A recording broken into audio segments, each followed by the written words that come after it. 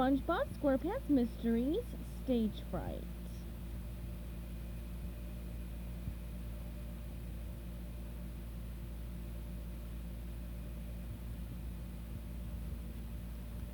Chapter 15. Sandy's idea of going to a handwriting expert had been a pretty decent one, but time was running out. Opening night of the show would be here before we knew it. We had to get moving like a downtown office worker who's running late to catch his bus. Martin Dorado was starting to get a little desperate. Opening night was just days away and he still didn't have an ending for his show.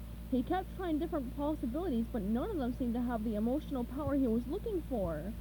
After years of working in the theater, he knew how important things were, how important endings were. Audiences wanted to leave the auditorium feeling dazzled, amazed, and moved. A really great ending could even make up for a lackluster beginning and middle. Not that he thought any part of the show lacked luster, but he knew he needed an absolutely sensational finale.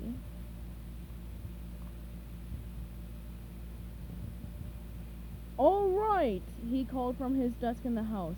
"Let's run the King number with the new changes. Take your places for the top of the song. Let's go, chop chop."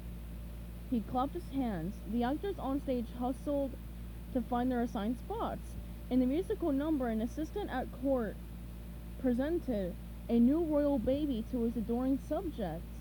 Standing on a rock and holding him up in the air for everyone to see, as he held the baby high over his head, the court assistant sang, "Behold, this tiny baby shall one day rule.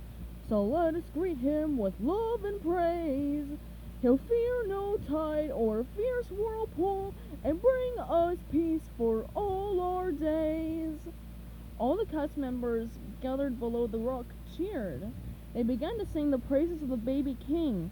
Though the song never said that this was King Neptune, it was about the supreme ruler of all the seas. So everyone knew whose praises were really being sung. Dorado figured King Neptune would thoroughly enjoy a number all about himself as a beloved baby.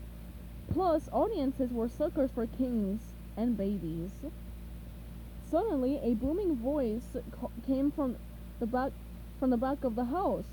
"Martin Dorado?" The director turned toward the unseen speaker. "Yes?" A mail carrier walked down the aisle toward the stage carrying an envelope. His name was Norton. "Got a letter for you. Special delivery." "All right," Dorado told him. "Just a second." He turned to Sharpie. "Run the number again while I see what this is. And remember, Rudy, hold Dirk up as high as you can." The director was hoping the special delivery letter might be confirmation from the royal palace that King Neptune was definitely going to attend the show on opening night. He hopped nimbly down off the stage into the aisle and took the envelope from Norton. "Sign here, please," Norton said, holding out a small clipboard with a form attached to it. Martin sighed. Norton turned and left. As he headed up the aisle, he passed SpongeBob and Sandy, who had just returned to the theater to see if there were any new developments in the case. They watched Dorado tear open the envelope, pull out a single sheet of paper, and started to read. His face darkened. "The old fool," he snarled. Emma didn't hear what he said. She only knew a letter had arrived via special delivery, and like the director hoped, it might confirm King Neptune's attendance. Smiling, she said, "Good news, sir?" "No," he said coldly, tossing the letter at her. "Read for yourself. I don't have time to waste on this sort of insanity."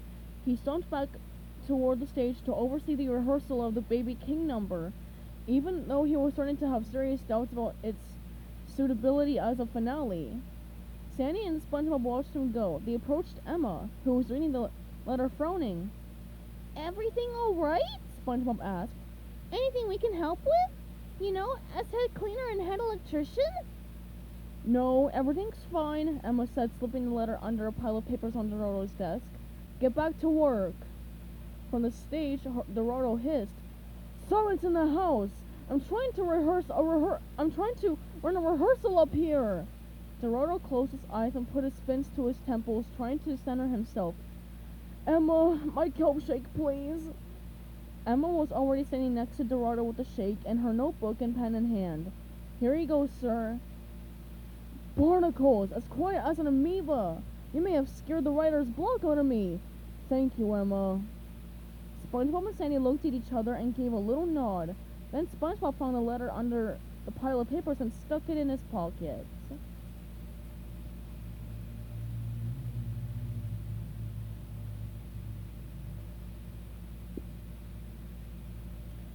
Stay tuned for chapter 16 coming up soon.